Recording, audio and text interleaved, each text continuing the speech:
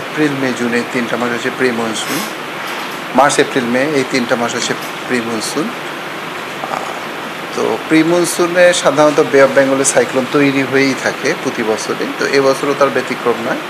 আমরা ধারণা করতেছি যে 20 তারিখের পরবর্তীতে বে অফ বেঙ্গলে একটি লঘুচাপ তৈরি হওয়ার সম্ভাবনা আছে, এবং বে অফ বেঙ্গলে যদি কোনো লঘুচাপ তৈরি হয় এটা আসলে বাংলাদেশ, ভারত, মায়ানমার 3 দেশের যে কোনো দিকেই যেতে পারে।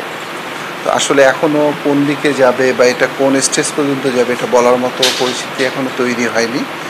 তবে আমরা বলতে পারি যে বে অফ বেঙ্গলে একটি লঘুচাপ তৈরি হওয়ার সম্ভাবনা আছে, এবং এর শুধুমাত্র সে কতটুকু ইন্টেন্সিফাই করবে এবং তার মুভমেন্ট কোন পাশে হবে এগুলো আসলে অনেকগুলো প্যারামিটারের উপর ডিপেন্ড করে। আমরা সবগুলোর উপরেই নজর রাখতেছি।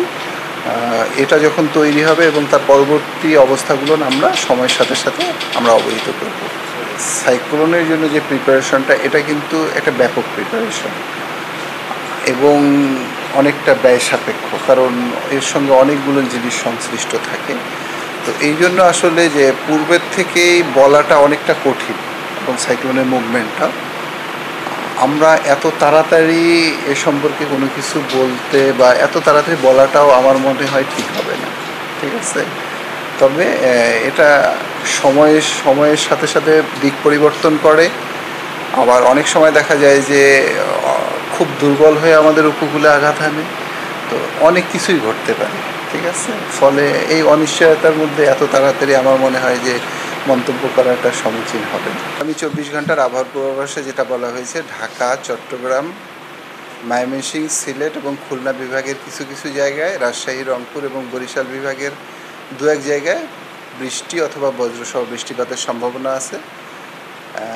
আর হচ্ছে যে হিটওয়েভ কন্ডিশনটা আছে এটা দেশের যেসব এলাকায় বৃষ্টিপাতের প্রবণতাটা বেশি সেসব এলাকা থেকে প্রশমিত হবে। বিক্ষিপ্তভাবে কিছু এলাকায় হয়তো বা হিটওয়েভ থাকতে পারে। এবং তাপমাত্রার পূর্বাভাসে যেটা বলা হয়েছে যে দিনের তাপমাত্রা 1 থেকে 2 ডিগ্রি সেলসিয়াস হ্রাস পেতে পারে এবং রাতের তাপমাত্রা প্রায় অপরিবর্তিত থাকতে পারে, এবং যে বৃষ্টিপাতের যে প্রবণতাটা এটা আরও কয়েকদিন অব্যাহত থাকবে। এবং আমরা যে ধারণা করতেছি যে বৃষ্টিপাতের প্রবণতাটা বাড়ার সঙ্গে সঙ্গে তাপমাত্রাটা অনেকটাই সহনশীল পর্যায়ে চলে আসবে। আবার যখন বৃষ্টিপাতের প্রবণতাটা কমে আসবে, সাধারণত মে জুন মাসে টেম্পারেচারটা ন্যাচারালি বেশি থাকে, তখন হয়তোবা দেখা যাবে যে স্বল্প মেয়াদি হলেও হিটওয়েভ কন্ডিশন আসতে পারে।